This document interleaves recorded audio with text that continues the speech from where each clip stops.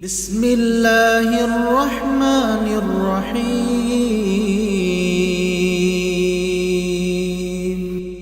السلام علیکم ورحمۃ اللہ وبرکاتہ۔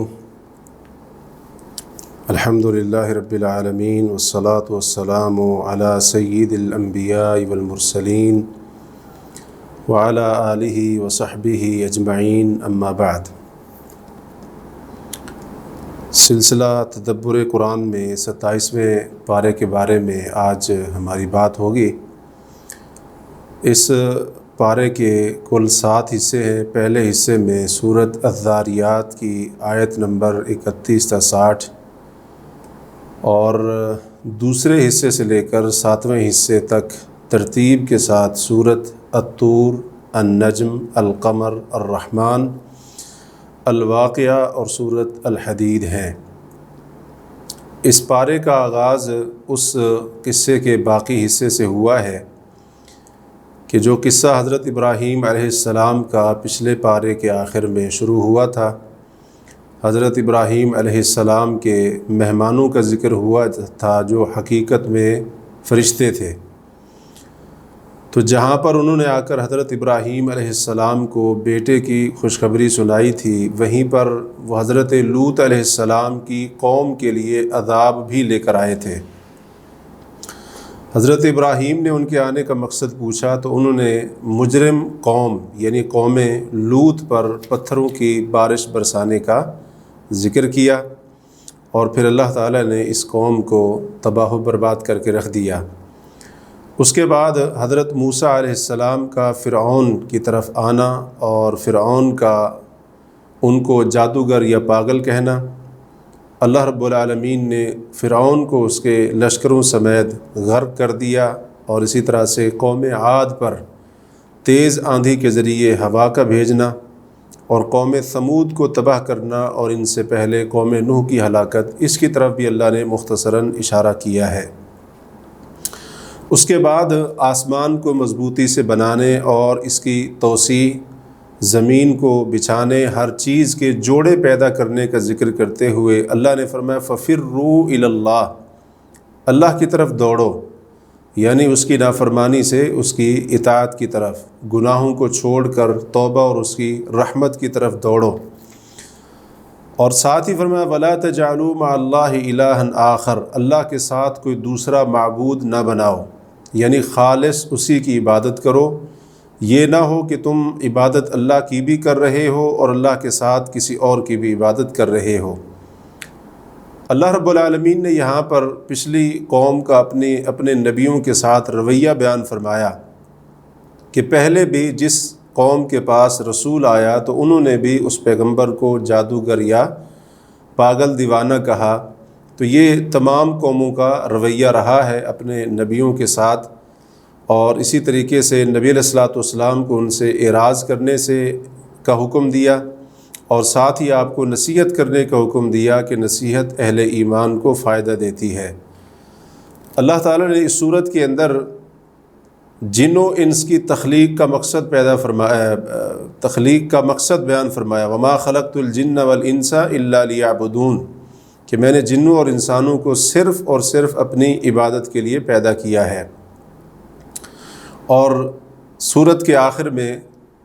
کفار کو قیامت کے دن سے ڈرایا گیا کہ جس دن کا ان سے وعدہ کیا جا رہا ہے، اس دن کافروں کے لیے تباہی اور بربادی ہوگی۔ اس پارے کا دوسرا حصہ سورۃ الطور پر مشتمل ہے۔ سورۃ الطور کا بنیادی موضوع ہے جھٹلانے والوں کو ان کے جو اشکالات تھے، ان اشکالات کو دلائل اور براہین کے ساتھ ختم کرنا، ان اشکالات کا ازالہ کرنا۔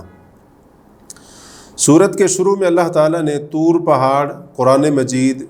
اور البیت المعمور، بلند چھت یعنی آسمان، اور بھرے ہوئے یا بھڑکائے ہوئے سمندر، یہ 5 قسمیں اٹھا کر فرمایا کہ بے شک تیرے رب کا عذاب واقع ہونے والا ہے، اسے کوئی بھی چیز روکنے والی نہیں ہے۔ اور قیامت کا ذکر فرمایا کہ اس دن آسمان حرکت کرنے لگے گا، پہاڑ چل پڑیں گے۔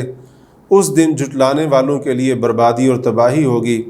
کہ جو جھٹلانے کی باتوں کے اندر کھیل کود میں مصروف رہتے تھے، اس دن ان کی کیفیت یہ ہوگی کہ جہنم کی طرف دھکے دے کر ان کو لے جایا جائے گا اور پھر وہ عذاب ان کو چکھایا جائے گا جس کو دنیا میں وہ جھٹلایا کرتے تھے۔ اس کے ساتھ ہی متقی لوگ اور ان کا باغات اور نعمتوں کے اندر ہونا، اس کا بھی ذکر کیا گیا، اور ساتھ ہی یہاں پر یہ بڑی اہم بات ذکر ہوئی ہے کہ جو ان کی اولاد ایمان کے ساتھ ان کے نقش قدم پر چلے گی، یعنی ان کی مومن اولاد، اللہ تعالیٰ ان کو بھی جنت میں ان کے ساتھ اکٹھا کر دے گا اور ان کے اعمال کے اندر کوئی کمی نہیں کی جائے گی۔ اس کے بعد نبی علیہ الصلوۃ والسلام کو تسلی دلائی گئی کہ اگر آپ کو یہ کاہن اور اسی طرح سے پاگل اور شاعر کہتے ہیں تو آپ کو اس کے اوپر گھبرانے کی ضرورت نہیں ہے، اللہ تعالیٰ کا آپ کے اوپر احسان ہے، نعمت ہے اللہ کی آپ کے اوپر، اور وہ نعمت ہے نبوت کی۔ تو آپ نصیحت کرتے جائیں اور اسی طرح سے ان کو یہ کہیں کہ تم بھی انتظار کرو، میں بھی انتظار کرنے والوں میں سے ہوں۔ اور اللہ تعالیٰ نے پھر کفار مکہ کو یہ بات جو ہے نا سمجھائی اور اس کے اوپر ان کو ڈانٹا کہ یہ بڑی عجیب بات ہے، تم دو متضاد باتیں کر رہے ہو، ایک طرف نبی صلی اللہ علیہ وسلم کو، محمد صلی اللہ علیہ وسلم کو کاہن کہتے ہو، دوسری طرف ان کو پاگل کہتے ہو، جبکہ یہ دونوں متضاد چیزیں ہیں۔ اگر پاگل ہوگا تو اس کو تو پتہ ہی نہیں ہوتا کہ میں کیا کر رہا ہوں، اور دوسری طرف کاہن ہے جو اس قدر شاطر اور چالاک ہوتا ہے، جو لوگوں کو جھوٹی باتیں کر کر کے ورغلاتا ہے اور بہلاتا ہے۔ تو کیا تمہارے عقل اس بات کا تمہیں حکم دیتے ہیں یا تم سرکشی کرنے والے ہو؟ اسی طرح مشرکین کہتے تھے کہ نبی صلی اللہ علیہ وسلم نے اس قرآن کو گھڑ لیا ہے۔ اللہ نے ان کے اس الزام کا ذکر فرمایا اور فرمایا کہ اگر تم سچے ہو اپنے اس دعوے کے اندر تو اس جیسا کلام پیش کرو، کلام لے کر آؤ۔ اس کے بعد اللہ تعالیٰ نے اپنے وجود، اپنا خالق ہونا اور صرف اپنا لائق مستحق عبادت ہونا، اللہ نے اس کو ثابت کیا ہے، اور نبی علیہ الصلوۃ والسلام کی نبوت اور رسالت کو بھی ثابت کیا ہے۔ اور یہاں پر اللہ تعالیٰ نے سوالیہ انداز اپنایا ہے، اپنے آپ سے الہ کی شرک کی بھی نفی کی ہے، اولاد کی بھی نفی کی ہے۔ سوالیہ انداز کے اندر بہت سارے سوال اللہ تعالیٰ نے یہاں پر سورت طور کی آیت نمبر 35 سے لے کر یہ سورت طور کی آیت نمبر 43 تک یہ سوالیہ انداز کے اندر یہ باتیں اللہ نے ارشاد فرمائی ہیں۔ یہاں پر دو آیتیں بڑی قابل غور ہیں، 35 اور 36۔ اللہ نے فرمایا ام خلقوا من غیر شیء ام هم الخالقون، کیا یہ بغیر کسی چیز کے پیدا کیے گئے یا یہ خود اپنے آپ کو پیدا کرنے والے ہیں؟ یعنی دو میں سے ایک چیز تو ضرور ہے، یا تو خود بخود پیدا ہو گئے، کسی نے ان کو نہیں بنایا ہے، یا پھر یہ ہے کہ انہوں نے اپنے آپ کو پیدا کیا ہے، اور ظاہر ہے دونوں باتیں نہیں ہیں۔ ام خلق السماوات والارض، یا انہوں نے آسمانوں اور زمین کو پیدا کیا ہے، ظاہر ہے یہ بات بھی نہیں ہے۔ فرمایا بل لا یوقنون، بلکہ یہ یقین نہیں رکھتے ہیں۔ تو اس سے ملحدین اور دہریے جو الہ کے وجود کے ہی، خالق کے وجود کے ہی قائل ہیں، اللہ نے ان دو مختصر سی آیات کے اندر اس عقیدے کی، دہریت کی اللہ نے جڑیں کاٹ کر رکھ دی ہیں، کیونکہ دہریہ اور خالق کا منکر بھی اس بات کو تسلیم کرتا ہے کہ ہر چیز ضرور اس کو کسی نہ کسی نے پیدا کیا ہے، لیکن یہ اس کی ضد ہے، اس کی ہٹ دھرمی کہہ لیں، اس کا تکبر کہہ لیں، عناد کہہ لیں، جو بھی اس کو نام دے دیں، کہ وہ ہر چیز کے بنانے والے کو مانتا ہے لیکن اپنے بنانے والے کو تسلیم نہیں کرتا ہے اور اس کا انکار کرتا ہے۔ اس کے بعد اللہ تعالیٰ نے کفار کے بارے میں فرمایا کہ اگر آسمان سے عذاب کا کوئی ٹکڑا گرا ہوا اپنی آنکھوں سے دیکھ بھی لیں گے تو کہیں گے یہ تو بادل ہے جو تہ بتہ ہو کر یہاں پر پڑا ہوا ہے، یعنی پھر بھی ان کو عقل نہیں آئے گی، عبرت نہیں پکڑیں گے، یہ ان کی ہٹ دھرمی کی کیفیت ہے۔ اور آج یہی صورتحال کئی مسلمانوں کی بنتی جا رہی ہے۔ اللہ کے عذاب آتے ہیں، کبھی زلزلے کی شکل میں، کبھی قدرتی آفات کی شکل میں، کبھی وباؤں کی صورت میں، اور کبھی کسی صورت کے اندر۔ تو مسلمان کیا کرتے ہیں؟ ان کی نسبت حوادث کائنات اس کی طرف کر دیتے ہیں، اسباب بیان کرنے شروع کر دیتے ہیں۔ ٹھیک ہے، ظاہری اسباب کا بھی انکار نہیں کیا جا سکتا ہے، لیکن یہ اللہ تعالیٰ کی وارننگ کہہ لیں، دھمکی تنبیہ کہہ لیں، اللہ کی پکڑ کہہ لیں، جو بھی اس کو نام دے دیں، یہ اللہ رب العالمین کی طرف سے بندوں کے گناہوں کے اوپر دھمکی بھی ہوتی ہے، غفلت سے جگانے کے لیے وارننگ اور تنبیہ بھی ہوتی ہے۔ تو کفار والا رویہ مسلمان کا نہیں ہونا چاہیے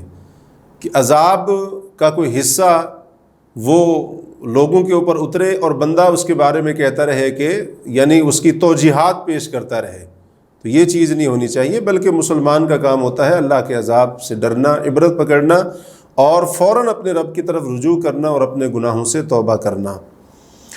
اس کے بعد اللہ تبارک و تعالیٰ نے سورت کے آخر میں نبی علیہ الصلوۃ والسلام کو صبر کرنے کا اور مختلف اوقات کے اندر اپنی حمد اور تسبیح بیان کرنے کا حکم دیا۔ اس کے اوپر یہ سورت مکمل ہوئی۔ اس پارے کا تیسرا حصہ جو سورت النجم پر مشتمل ہے، سورت النجم کا بنیادی موضوع ہے کہ توحید کو ثابت کرنے کے لیے اور شرک کی تردید کے لیے وحی کی صداقت کو بیان کرنا، یعنی نبی صلی اللہ علیہ وسلم پر جو وحی آتی ہے وہ بالکل حق اور سچ ہے۔ سورت کے آغاز میں اللہ تعالیٰ نے ستارے کی قسم اٹھائی جب وہ غائب ہو جاتا ہے، نبی صلی اللہ علیہ وسلم کے ہدایت پر ہونے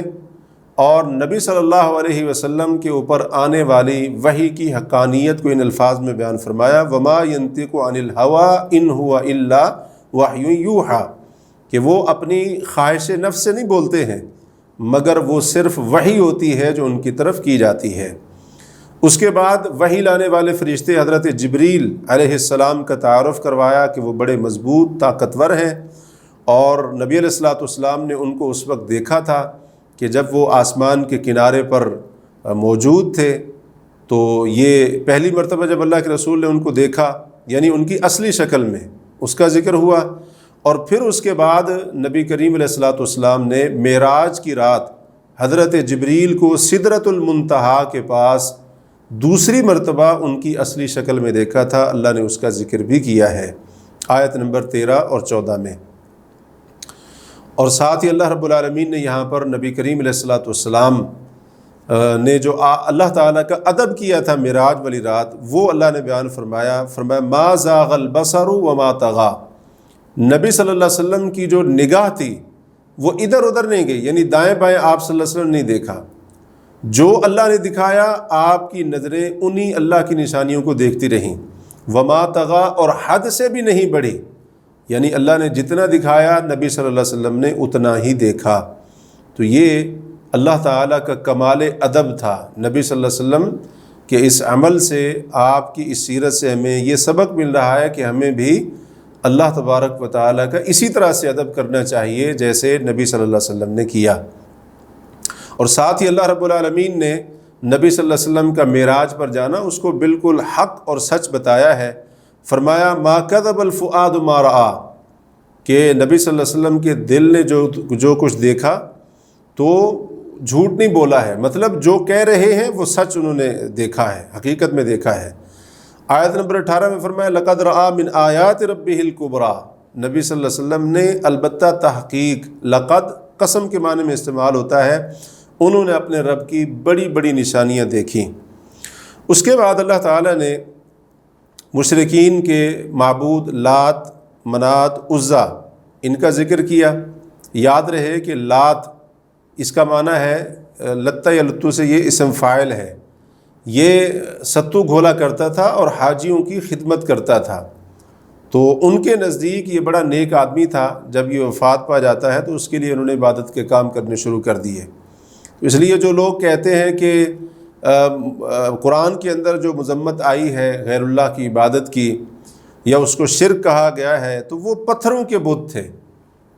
ٹھیک ہے پتھروں کے بت تھے، لیکن تھے کس کے، سوال یہ ہے۔ تو وہ ان کے نزدیک نیک لوگوں کے بت تھے جن کے لیے وہ سارے کے سارے عبادت کے کام کرتے تھے، اللہ کی عبادت بھی کرتے تھے اور ان کی عبادت بھی کیا کرتے تھے۔ ساتھ ہی اللہ تعالیٰ نے مشرکین مکہ کا جو عقیدہ تھا کہ فرشتوں کو اللہ کی بیٹیاں کہنا، اللہ نے اس کی بھی تردید فرمائی اور فرمایا کہ یہ صرف نام ہے جو تم نے اور تمہارے باپ دادا نے گھڑ رکھے ہیں۔ اللہ نے ان کے اوپر کوئی دلیل نازل نہیں کی، کوئی واضح دلیل اللہ نے نہیں نازل کی کہ تم لات کو پکارو، تم عزا کی عبادت کرو، تم منات کے لیے عبادت والے کام کرو، فرشتے اللہ کی بیٹیاں ہیں۔ اللہ نے کوئی واضح دلیل نہیں اتاری۔ ساتھ ہی اللہ نے فرمایا کہ وہ صرف گمان کی پیروی کرتے ہیں، خواہشات کی پیروی کرتے ہیں، حالانکہ ان کے پاس ان کے رب کی طرف سے ہدایت آ چکی ہے۔ اس کے بعد اللہ تعالیٰ نے فرشتوں کا ذکر کرتے ہوئے فرمایا کہ وہ سفارش نہیں کریں گے مگر اس وقت جب اللہ تعالیٰ ان کو اجازت دے گا، اور ان کے حق میں کریں گے جن کے بارے میں اللہ چاہے گا اور جن کے سفارش کیے جانے پر اللہ راضی ہوگا۔ اور ساتھ ہی اللہ نے وضاحت فرمائی کہ جو آخرت پر ایمان نہیں رکھتے وہی فرشتوں کا نام عورتوں والا رکھتے ہیں، یعنی ان کو لڑکیاں اللہ کی بیٹیاں قرار دیتے ہیں۔ ان کے پاس کوئی علم نہیں ہے، وہ صرف اندازے اور گمان لگاتے ہیں، اور جو اندازہ ہوتا ہے وہ حق کے آگے کچھ بھی فائدہ نہیں دیتا ہے۔ اس کے بعد اللہ تبارک و تعالیٰ نے آسمانوں اور زمین میں جو کچھ ہے فرمایا وہ اللہ ہی کا ہے۔ اس کا ذکر کرتے ہوئے یہ بات اللہ نے ارشاد فرمائی کہ تاکہ اللہ تعالیٰ برے اعمال کرنے والوں کو ان کے اعمال کا بدلہ دے اور نیک عمل کرنے والوں کو اچھا بدلہ دے۔ اور پھر ان نیک لوگوں کی اللہ نے یہاں پر ایک بڑی اہم خوبی ذکر کی ہے، فرمایا الذین یجتنبون کبائر الاثم والفواحش، کہ نیک لوگ وہ ہوتے ہیں جو کبیرہ گناہوں سے اور تمام قسم کی بے حیائیوں سے اجتناب کرتے ہیں۔ ساتھ ہی اللہ نے فرمایا کہ اپنا تزکیہ خود نہ کرو، فلا تزکوا انفسکم، اپنا تزکیہ خود نہ کرو، خود کو نیک متقی پرہیزگار نہ بتاتے پھرو، جسے ہم اپنی زبان میں کہتے ہیں نا اپنے منہ میاں مٹھو بننا۔ تو عبادت اگر انسان کرتا ہے، متقی پرہیزگار ہے، گناہوں سے بچنے والا ہے، تو اس کے اوپر اسے تعجب کرنے کی اجازت نہیں ہے، نہ اس کے اوپر تکبر کرنے کی اور نہ ہی اترانے کی۔ وہ خود اپنی تعریفوں کے جو ہے نا وہ پل باندھتا رہے، اس کی اجازت نہیں ہے۔ فرمایا هو اعلم بمن اتقى، اللہ خوب جانتا ہے کہ کون متقی ہے۔ اس کے بعد اللہ تعالیٰ نے اس شخص کا ذکر کرتے ہوئے جو اللہ کی اطاعت سے اعراض کرنے والا ہے، بہت کم دینے والا اور زیادہ روکنے والا یعنی بخل کرنے والا ہے، اس کا ذکر کرتے ہوئے حضرت موسیٰ علیہ السلام، ابراہیم علیہ السلام کے صحیفوں کے اندر جو اصولی باتیں تھیں ان کا ذکر فرمایا۔ پہلی بات کہ کوئی جان کسی دوسری جان کا بوجھ نہیں اٹھائے گی، یعنی جس نے کیا ہے بدلہ بھی اسی کو ملے گا۔ دوسری اصولی بات وَأَلَّيْسَ لِلْإِنسَانِ إِلَّا مَا سَعَى، انسان کے لیے وہی کچھ ہے جس کی وہ خود کوشش کرے گا، محنت کرے گا۔ کوشش نہیں کرے گا اس کے لیے نہیں ہے، کوشش کرے گا اس کے لیے ہے۔ تیسری اصولی بات وَأَنَّ سَعْيَهُ سَوْفَ يُرَىٰ، اور بے شک اس کی جو کوشش اور محنت ہے ان قریب اس کو دکھا دی جائے گی۔ ثُمَّ يُجْزَاهُ الْجَزَاءَ الْأَوْفَىٰ، پھر اس کی اسے پوری جزا دی جائے گی، پورا بدلہ دیا جائے گا۔ ساتھ ہی اللہ تعالیٰ نے فرمایا کہ تیرے رب کی طرف ہی سب کو لوٹنا ہے۔ اللہ تعالیٰ نے اپنی عظمت اور شان یہاں پر بیان فرمائی کہ اللہ وہ ہے جو ہنساتا بھی ہے، رلاتا بھی ہے، مارتا بھی ہے، زندہ بھی کرتا ہے، اور اس نے جوڑے پیدا کیے، مرد عورت بنائے پانی کے ایک قطرے سے، اور اسی طرح سے اللہ تعالیٰ دوبارہ زندہ کرے گا، دوبارہ پیدا کرے گا، کسی کو فقیر بناتا ہے، کسی کو امیر بناتا ہے۔ یہ ساری کی ساری اسی کی شان ہے۔ اور شعرا ستارے کا رب بھی وہی ہے۔ تو شعرا، ویسے تو اللہ سارے ستاروں کا رب ہے، شعرا ایک ستارہ تھا، اس کا رب اللہ نے یہاں پر اپنی صفت اس لیے بیان فرمائی کہ اس ستارے کی بعض عرب لوگ عبادت یا تعظیم کرتے تھے، تو اللہ نے ان ستارے کی عبادت کرنے والوں کا رد کرتے ہوئے فرمایا کہ شعرا ستارہ جس کی تم عبادت کرتے ہو وہ بھی اللہ تعالیٰ کے حکم کا پابند ہے، اور اس کا رب بھی اللہ تعالیٰ ہے۔ تو جب وہ شعرا ستارہ اللہ کے حکم کا پابند ہے تو اس کی عبادت کرنے کی بجائے جو اس کا رب ہے اس کی عبادت کرو۔ اس کے بعد اللہ تعالیٰ نے عاد کا، ثمود کا اور قوم نوح جو ان سے پہلے تھی اور الٹا دی گئی بستی یعنی قوم لوط، ان کا ذکر کرتے ہوئے ہلاکت اور بربادی کا حوالہ دیتے ہوئے قیامت کو بڑا ہی قریب بتایا ہے کہ قریب آنے والی قریب آ گئی، اور اللہ تعالیٰ کے آگے اس کو کوئی روکنے والا نہیں ہے۔ سورت کے آخر میں مشرکین کو ڈانٹا گیا کہ تم قرآن کے اوپر تعجب کرتے ہو اور اس کو سن کر تم روتے نہیں بلکہ ہنستے ہو، اور تم غافل ہوتے ہو، یا دوسرا معنی وَأَنْتُمْ سَامِدُونَ، تم گانے گاتے ہو۔ مطلب یہ ہے کہ قرآن کے مقابلے میں تم گانا بجانا یہ چیزیں پیش کرتے ہو۔ تو اس حکم کے اوپر سورت مکمل ہوئی، فَاسْجُدُوا لِلَّهِ وَاعْبُدُوا، اللہ کو سجدہ کرو اور اللہ کی عبادت کرو۔ اس سے پتہ چلا کہ سجدہ بھی عبادت ہے، اور یہ عبادت بھی صرف اللہ کے لیے ہونی چاہیے۔ اب قرآن کی ایسی تاثیر اور ایسا اعجاز کہ ایک بار نبی صلی اللہ علیہ وسلم نے جب ایک مجمع عام میں یہ سورت النجم پڑھی اور یہ اللہ کا حکم جب آیا تو سارے کے سارے، چاہے وہ مسلمان تھے یا مشرک تھے، اللہ کے حضور سجدے کے اندر گر گئے۔ تو یہ قرآن کی تاثیر تھی اور قرآن کا اعجاز تھا۔ اس کے بعد اس پارے کا چوتھا حصہ سورۃ القمر شروع ہو رہی ہے، اور سورۃ القمر کا بنیادی موضوع ہے کہ پچھلی قومیں جو جھٹلانے والی تھیں، انکار کرنے والی تھیں، ان کا انجام اللہ تبارک و تعالی نے ذکر کر کے نصیحت کی ہے، ان کے انجام کو ذکر کر کے نصیحت کی ہے۔ اس لیے اس صورت کے اندر یہ آیت بار بار دہرائی گئی ہے، وَلَقَدْ يَسَّرْنَا الْقُرْآنَ لِلذِّكْرِ فَهَلْ مِن مُدَّكِرٍ، یقیناً ہم نے قرآن کو نصیحت حاصل کرنے کے لیے، یا دوسرے معنی کے مطابق یاد کرنے کے لیے، یا تیسرے معنی کے مطابق سمجھنے کے لیے، ذکر کے یہ تینوں معنی کیے گئے ہیں، یاد کرنے، نصیحت حاصل کرنے، سمجھنے کے لیے ہم نے قرآن کو بڑا آسان بنایا ہے۔ فَهَلْ مِن مُدَّكِرٍ، تو کیا ہے کوئی جو قرآن کو سمجھے یا اس کو یاد کرے یا اس سے نصیحت حاصل کرے۔ سورت کی ابتدا اس واقعے کی طرف اشارے سے ہوئی ہے کہ جب مشرکین نے مطالبہ کیا تھا نبی صلی اللہ علیہ وسلم سے چاند کو 2 ٹکڑے کر کے دکھانے کا، تو اللہ تعالیٰ کے حکم سے وہ چاند 2 ٹکڑے ہو گیا، لیکن اس نشانی کو دیکھ کر بھی انہوں نے منہ موڑا اور کہا کہ یہ تو جادو ہے، اس کو کھلا جادو قرار دیا اور جھٹلایا اس کو۔ اس کے بعد اللہ تعالیٰ نے قیامت کا ذکر فرمایا کہ جس دن لوگ اپنی قبروں سے ایسے بکھر کر نکلیں گے جیسے ٹڈیوں کا بکھرا ہوا لشکر ہوتا ہے، ایک بلانے والے کی طرف وہ دوڑ رہے ہوں گے۔ قیامت کی ہولناکیوں کو دیکھ کر کافر بھی پکار اٹھیں گے، ھذا یوم عسیر، یہ تو بڑا مشکل دن ہے۔ اللہ تعالیٰ نے اس کے بعد قوم نوح، جس نے جھٹلایا حضرت نوح علیہ السلام کو، اس کا ذکر کیا، ان کی بربادی انجام کا ذکر کیا۔ اس کے بعد قوم عاد، قوم ثمود، قوم لوط کا تذکرہ کیا، آل فرعون کی بربادی کا ذکر کیا، اور بار بار اللہ نے یہاں پر فرمایا فذوقوا فکیف کان عذابی ونذر وَلَقَدْ يَسَّرْنَا الْقُرْآنَ لِلذِّكْرِ فَهَلْ مِن مُدَّكِرٍ،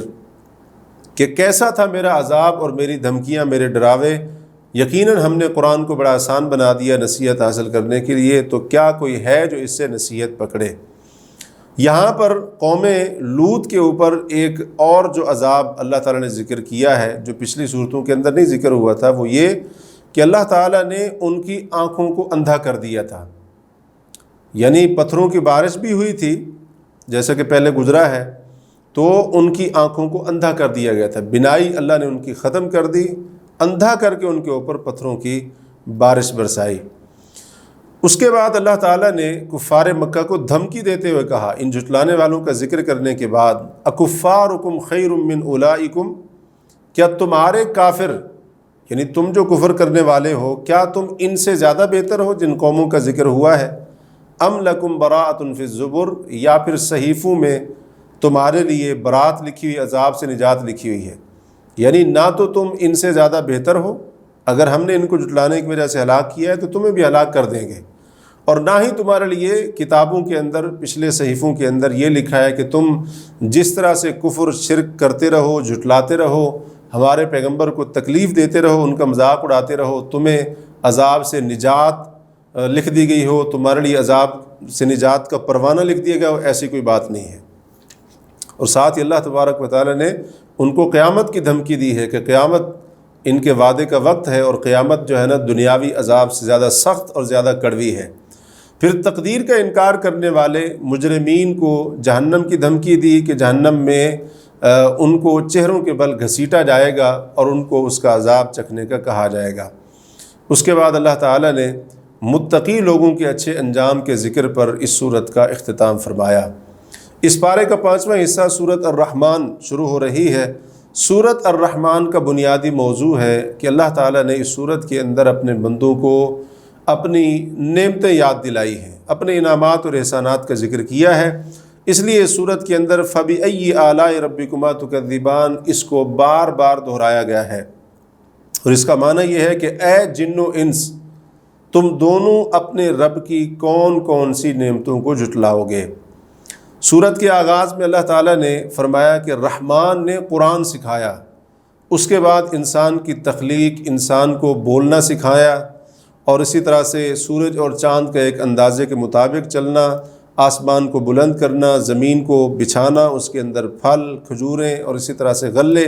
یہ ساری کی ساری چیزیں ذکر ہوئیں۔ تو اگلے جو احسانات ہیں ان کے ذکر کرنے سے پہلے سب سے پہلے اللہ نے قرآن سکھانے کا ذکر کیا، تو جس کا مطلب یہ ہے کہ انسان کے اوپر باقی جتنی بھی نعمتیں ہیں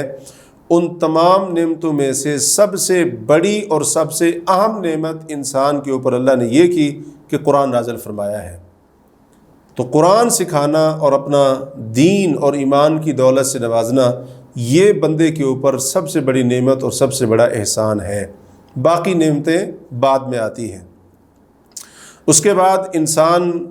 کو خشک مٹی سے پیدا کرنے، جنوں کو شعلے مارتی ہوئی آگ سے بنانے، اللہ رب العالمین 2 مشرقوں 2 مغربوں کا رب ہے یہ ذکر فرمایا، اور اسی طرح سے 2 سمندروں کو ملا دیا آپس میں، ان کے درمیان ایک پردہ ہے، وہ ایک دوسرے سے میں داخل نہیں ہوتے، اپنی حد سے تجاوز نہیں کرتے، ان دونوں سے موتی مرجان نکلتے ہیں۔ اسی طرح سے اللہ کے حکم سے سمندر پر پہاڑوں جیسی کشتیاں چلتی ہیں۔ تو یہ ساری کی ساری باتیں اللہ نے اپنی قدرت کے دلائل ذکر کیے ہیں۔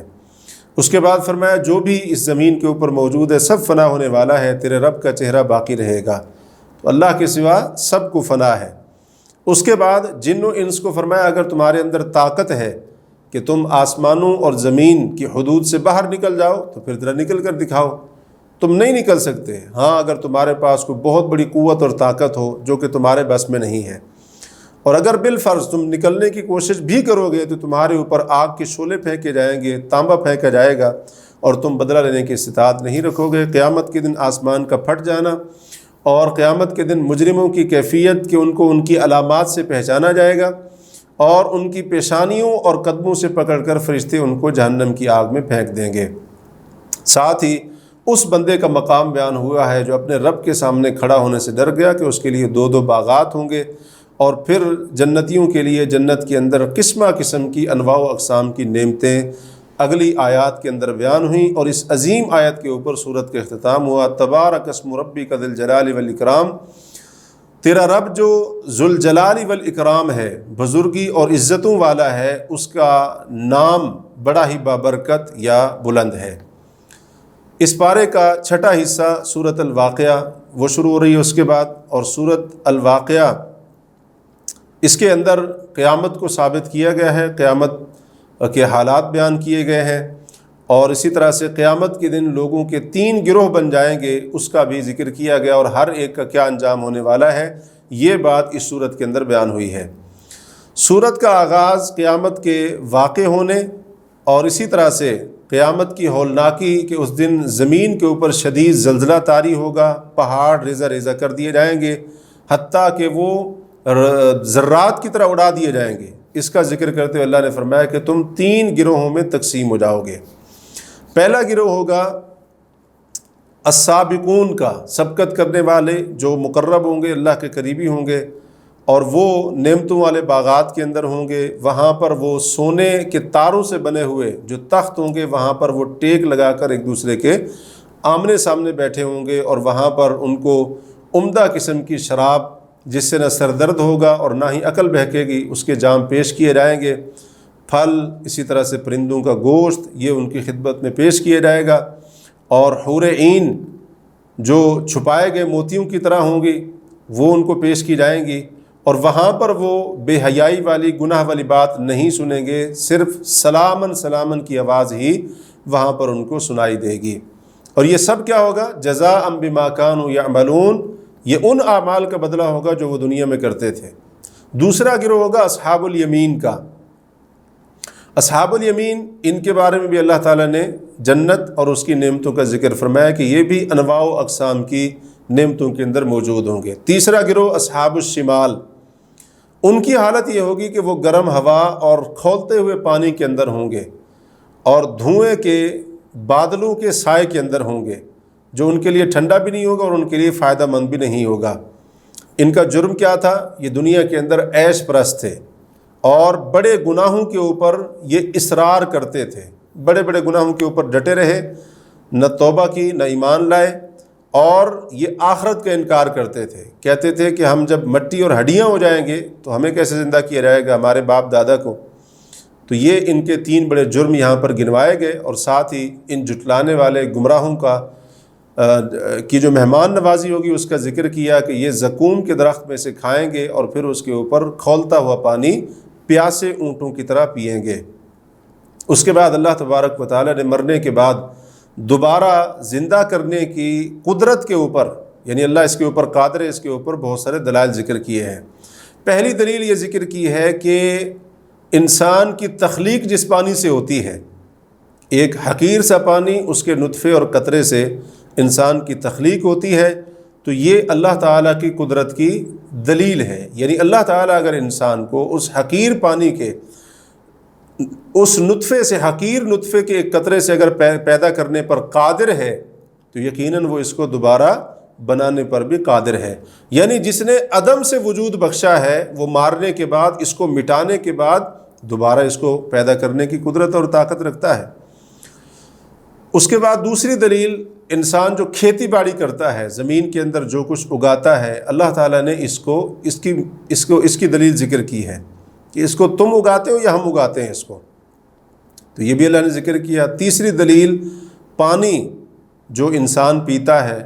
اب ظاہر ہے اس وقت زیادہ تر عرب لوگ جو ہے نا خانہ بدوش ہوتے تھے، اور پانی کے گھاٹ یا چشمے کے آس پاس ہی وہاں پر آبادیاں ان کی ہوا کرتی تھیں، تو اللہ نے فرمایا کیا تم نے اس کو بادل سے اتارا ہے یا ہم نے اتارا ہے اس کو؟ اگر ہم چاہیں تو اس کو کڑوا بد ذائقہ بنا دیں۔ تو یہ اللہ تعالیٰ کی نشانی۔ اور چوتھی قدرت کی نشانی، آگ جس کو انسان جلاتا ہے، جس کے اندر بندے کے لیے فائدے ہیں بہت سارے، اللہ نے فرمایا تم نے اس آگ کا ایندھن درخت پیدا کیا یا ہم اس کو پیدا کرنے والے ہیں۔ تو یہ 4 دلائل اللہ نے ذکر کیے ہیں، یہ اللہ کی قدرت کی دلیل ہے کہ اللہ دوبارہ انسان کو پیدا کرے گا اور دوبارہ اس کو زندہ کرے گا۔ اس کے بعد ستاروں کے گرنے کی جگہوں کی قسمیں اٹھاتے ہوئے فرمایا کہ یہ بہت عظیم قسم ہے، اگر تمہیں معلوم ہو جائے تو یہ قسم اٹھا کر اللہ نے قرآن کریم کی صداقت بیان فرمائی ہے اور کہا کہ یہ رب العالمین کی طرف سے اتارا گیا ہے۔ اور پھر مشرکین کا یہ جو رویہ تھا قرآن کے ساتھ کہ وہ اس کے بارے میں مداہنت کرنا چاہتے تھے، تو اللہ نے اس کا بھی ذکر کیا کہ تم اس کو جھٹلاتے ہو، معمولی سمجھتے ہو اس کو، اور اسی طرح سے جھٹلانے کو ہی تم نے اپنی روش اور عادت بنا رکھا ہے، تو یہ ذکر کیا۔ اور پھر جب مرنے والا مرتا ہے، اس وقت جو آس پاس اس کے رشتہ دار ہوتے ہیں اس کو دیکھ رہے ہوتے ہیں، تو وہ اس کی روح کو روک نہیں سکتے ہیں اور نہ اس کی روح کو واپس لوٹا سکتے ہیں۔ تو یہ بھی اللہ تعالیٰ کی قدرت کی ایک بہت بڑی دلیل ہے۔ پھر سورت کے آخر میں دوبارہ ان 3 گروہوں کا ذکر ہوا جن کا ذکر قرآن اس سورت کے شروع میں ہوا تھا۔ فرمایا کہ اگر مرنے والا مقربین میں سے ہو تو اس کے لیے خوشخبریاں، اس کے لیے خوشی، یہ ساری کی ساری چیزیں ہوتی ہیں اور نعمتوں والی جنت ہوتی ہے اس کے لیے۔ دوسرے نمبر پر اگر اصحاب الیمین میں سے ہو تو اس کے اوپر سلام بھیجے جاتے ہیں۔ تیسرے نمبر پر اگر جھٹلانے والوں، ضالین، گمراہوں میں سے ہو، یعنی اصحاب الشمال میں سے ہو، تو اس کی مہمانی کی جاتی ہے گرم کھولتے ہوئے پانی سے، اور اس کو جہنم کے اندر داخل کیا جائے گا۔ اور فرمایا ان ھذا لہو حق الیقین، بے شک یہ حق ہے، بالکل حق ہے، یہ باتیں، یہ ساری کی ساری باتیں حق اور سچ ہے جو ہم نے قیامت کے بارے میں بتائی ہیں، یا ابھی یہ جو 3 قسم کے لوگ مرنے والے ان کا ذکر کیا ہے، یہ ساری کی ساری باتیں حق ہیں۔ اور پھر اللہ کی تسبیح بیان کرنے کے حکم پر اس سورت کا اختتام ہوا ہے۔ اس پارے کا 7واں اور آخری حصہ سورت الحدید اس کے بعد شروع ہوئی۔ اس سورت کا بنیادی موضوع ہے کہ مسلمانوں کے اندر وہ ایمانی قوت اور مادی قوت پیدا کی جائے جس ایمانی اور مادی قوت کی بنیاد پر مسلمان دعوت دین کا کام کریں اور اللہ کے راستے میں جہاد کریں۔ تو اور اس کے راستے میں جو چیزیں رکاوٹ بنتی ہیں، اس سے انسان نے کیسے بچنا ہے، مسلمان نے کیسے محفوظ رہنا ہے، اس کا بھی ذکر ہوا ہے۔ اس لیے اس صورت کے اندر بار بار ایمان کا ذکر بھی ہوا ہے اور بار بار اللہ کے راستے میں خرچ کرنے کا ذکر بھی ہوا ہے۔ سورت کا آغاز اس بات سے ہوا ہے، اللہ تعالیٰ کی عظمت کے بیان سے ہوا ہے کہ جو کچھ آسمانوں اور زمین میں وہ سب اللہ کی تسبیح بیان کرتا ہے۔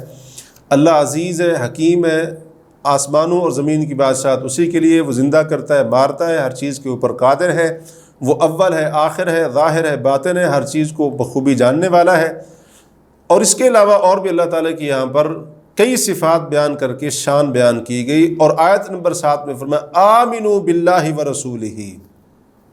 یہ ساری اللہ نے اپنی صفات اور عظمت بیان کر کے حکم دیا کہ اللہ اور اس کے رسول پر ایمان لاؤ، اور جس مال کا اللہ نے تمہیں وارث بنایا ہے اس مال میں سے اللہ کے راستے میں خرچ کرو۔ پھر جو ایمان لانے والے خرچ کرنے والے ہیں ان کے لیے اجر کبیر کا ذکر کیا گیا، ان کے لیے بہت بڑا اجر ہے۔ اس کے بعد اللہ رب العالمین نے آیت نمبر 10 کے اندر فرمایا، ترغیب دلانے کے لیے اللہ کے راستے میں خرچ کرنے کے لیے، کہ تم اللہ کے راستے میں خرچ کیوں نہیں کرتے ہو، حالانکہ آسمانوں اور زمین کی جو میراث ہے وہ اللہ کی ہی ہے، یعنی تم نے یہاں پر نہیں رہنا ہے، تمہارے پاس جو کچھ ہے وہ سب اللہ کا دیا ہوا ہے۔ تو اللہ تمہیں کہہ رہا ہے خرچ کرو میرے راستے کے اندر، پھر بھی تم خرچ نہیں کر رہے ہو، کرو خرچ اللہ کے راستے میں۔ ساتھ ہی یہاں پر اللہ تعالیٰ نے فرمایا کہ جو صحابہ کرام فتح مکہ سے پہلے انہوں نے مال کو خرچ کیا اور اللہ کے راستے میں جہاد کیا وہ، اور فتح مکہ کے بعد جنہوں نے مال کو خرچ کیا اور جہاد کیا، یہ دونوں برابر نہیں ہو سکتے ہیں، کیونکہ فتح مکہ سے پہلے مال خرچ کرنے والے، جہاد کرنے والے، وہ بعد والوں سے افضل اور بہتر ہیں، ان کا درجہ بڑا ہے۔ لیکن فرمایا وَكُلًّا وَعَدَ اللَّهُ الْحُسْنَى، ہر ایک سے اللہ نے حسنہ یعنی جنت کا وعدہ کیا ہے۔ تو اس سے صحابہ کرام کی فضیلت ثابت ہو رہی ہے کہ تمام کے تمام صحابہ کرام کے ساتھ اللہ نے جنت کا وعدہ کیا ہے، اور اللہ رب العالمین اپنے وعدے کے خلاف نہیں کرتا ہے۔ اس کے بعد آیت نمبر 12 سے لے کر 15 تک قیامت کے حالات بیان کرتے ہوئے اللہ تعالیٰ نے فرمایا کہ قیامت کے دن مومنوں کا نور ان کے سامنے اور ان کے دائیں طرف دوڑ رہا ہوگا، ان کے لیے جنت کی خوشخبری ہوگی۔ اس کے مقابلے میں منافقین کے پاس کوئی روشنی نہیں ہوگی، کیونکہ وہ مومن تو تھے نہیں، تو ان کا ایمان دکھاوے کا تھا، صرف دھوکہ دینے کے لیے تھا، تو ان کا اپنا کوئی نور نہیں ہوگا۔ تو وہ جو سچے مسلمان ہیں جن کے پاس روشنی ہوگی قیامت کے اندھیروں میں، ان کو کہیں گے کہ ہمارا انتظار کرو، ہم تمہارے نور سے فائدہ اٹھائیں۔ تو ان کو کہا جائے گا تم واپس جاؤ، نور خود تلاش کر لاؤ۔ جائیں گے تو آگے ایک دیوار آ جائے گی، اس کا ایک دروازہ بھی ہوگا، اس کے باطنی حصے میں یعنی جو مسلمانوں کی طرف حصہ ہوگا اس میں رحمت ہوگی، اور ظاہری حصے میں یعنی جو منافقوں کی طرف ہوگا اس میں عذاب ہوگا۔ وہ پھر مسلمانوں کو پکاریں گے کہ ہم تمہارے ساتھ نہیں تھے؟ مومن کہیں گے ہاں تم ہمارے ساتھ تھے، لیکن تم نے اپنے آپ کو فتنے میں ڈالا، تم انتظار کرتے رہے ہماری موت اور ہلاکت کا، تمہیں شک تھا، دنیا کی زندگی نے اور آرزوؤں نے تمہیں دھوکے کے اندر ڈالے رکھا، اور شیطان نے بھی تمہیں دھوکے کے اندر مبتلا کیے رکھا۔ تو پھر ان کا انجام کیا ہوگا؟ اللہ نے فرمایا ان کا ٹھکانہ جہنم ہوگی، ان کا ٹھکانہ جہنم ہوگا۔ اس کے بعد اللہ تعالیٰ نے ایمان والوں کو خطاب کرتے ہوئے فرمایا کیا ایمان والوں کے لیے ابھی تک وقت نہیں آیا کہ ان کے دل اللہ کے ذکر کے لیے اور جو حق نازل ہوا ہے اس کے لیے نرم پڑ جائیں، اور یہ ایمان والے ان لوگوں کی طرح نہ ہو جائیں جن کو ان سے پہلے کتاب دی گئی تھی، ان کے اوپر عرصہ لمبا ہو گیا تو ان کے دل سخت ہو گئے، ان میں سے اکثر فاسق ہیں۔ تو اللہ تعالیٰ نے گویا کہ تنبیہ فرمائی ہے کہ ابھی بھی وقت نہیں آیا ہے کہ تمہارے دل اللہ کے ذکر کے آگے نرم پڑ جائیں، جو قرآن حق اترا ہے اس کے آگے تمہارے دل نرم پڑ جائیں۔ تو یہ ہمارے لیے بہت بڑی تنبیہ ہے کہ انسان اتنی نصیحتیں سنے، اتنی باتیں سنے، پھر بھی اس کا دل نہ پگھلے اور پھر بھی اس کے دل کے اندر اللہ کا خوف پیدا نہ ہو، تو یہ تنبیہ کی جا رہی ہے۔ اس کے بعد اللہ تعالیٰ نے آیت نمبر 20 کے اندر دنیا کی حقیقت بیان فرمایا جان لو دنیا کی زندگی کھیل تماشا، زیب و زینت، آپس میں فخر کرنا اور مال اولاد میں ایک دوسرے سے آگے بڑھنا ہے، بس اس سے زیادہ کچھ بھی نہیں ہے۔ دنیا کی مثال ایسے ہے جیسے بارش برسے اور بارش برسنے کے نتیجے میں کھیتی پیدا ہو جائے، اور اس کھیتی سے کسان بڑا خوش ہو، پھر وہ کھیتی پک جائے اور اسی طرح سے وہ زرد ہو جائے، اور پھر وہ ٹکڑے ٹکڑے ریزہ ریزہ چورا چورا ہو جائے۔ یہ دنیا کی زندگی کی مثال ہے، بس اس سے زیادہ کچھ بھی نہیں ہے۔ اور آخرت میں کیا ہوگا؟ سخت عذاب ہوگا، اللہ کی طرف سے مغفرت اور رضامندی ہوگی۔ وَمَا الْحَيَاةُ الدُّنْيَا إِلَّا مَتَاعُ الْغُرُورِ، دنیا کی زندگی صرف دھوکے کا سامان ہے۔ دنیا کی حقیقت بیان کرنے کے بعد اگلی آیت نمبر 21 کے اندر اللہ نے حکم دیا کہ اپنے رب کی بخشش کی طرف اور اس جنت کی طرف سبقت کرو، ایک دوسرے سے آگے بڑھو، جس کی چوڑائی آسمان اور زمین کے برابر ہے، جو ان لوگوں کے لیے تیار کی گئی ہے جو اللہ اور اس کے رسولوں پر ایمان لائے۔ اس کے بعد اللہ تعالیٰ نے تقدیر کا جو عقیدہ ہے وہ بیان فرمایا کہ زمین کے اندر جو بھی مصیبت آتی ہے اور تمہیں جو مصیبت آتی ہے وہ اس کتاب کے اندر لکھی ہوئی ہے جو کتاب زمین کے بنانے سے بھی پہلے لکھی جا چکی ہے، یعنی لوح محفوظ، اور فرمایا یہ اللہ کے اوپر بڑا آسان ہے۔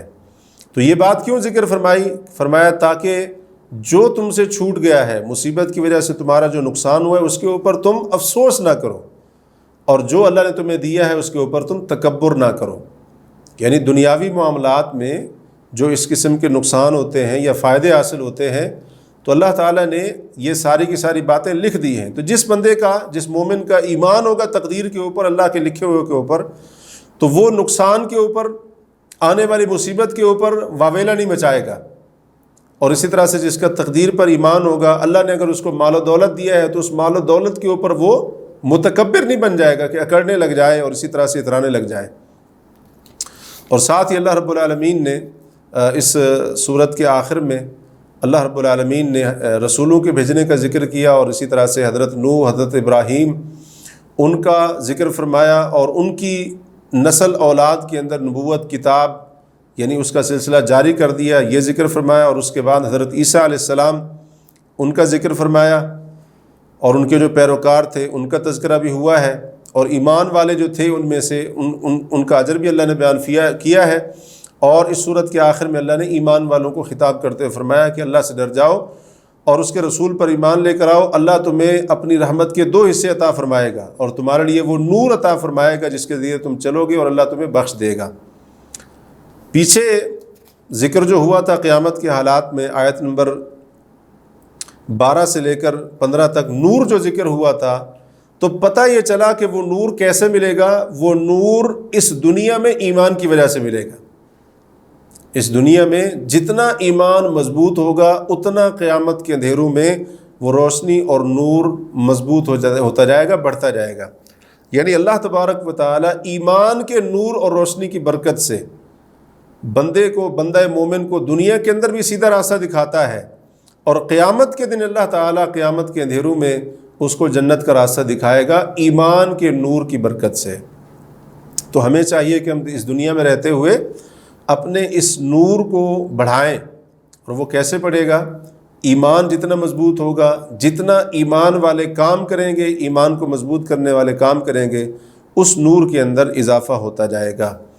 تو اس چیز کے اوپر اس پارے کا اختتام ہوا ہے۔ اللہ تعالیٰ سے ہم دعا کرتے ہیں کہ اللہ رب العالمین ہمیں ان باتوں کو اچھی طرح سے سمجھنے کی اور ان کے اوپر عمل کرنے کی توفیق عطا فرمائے۔ وباللہ التوفیق۔